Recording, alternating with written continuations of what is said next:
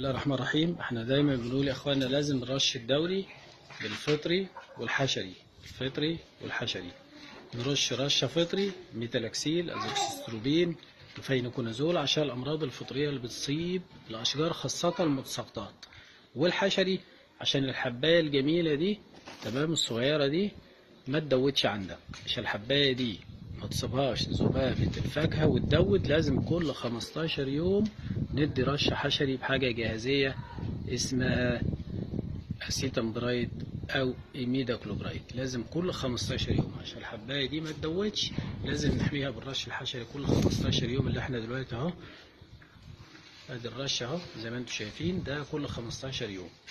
تغسل الشجرة كلها غسيل كويس، تغسل الورق كله غسيل كويس، الشجرة كلها تتغسل من فوق لتحت كده اهو زي ما انتم شايفين. يبقى عندك رشاشة زي دي تمام، يبقى استخدامها سهل اهي، تبقى 5 لتر وفيها 8 لتر وفيها 10 لتر.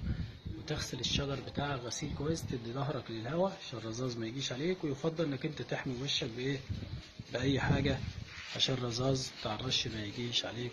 ولازم كل 15 يوم عشان نحمي الثمار دي من ان هي تصاب بذبابة الفاكهة. وتحياتي للجميع.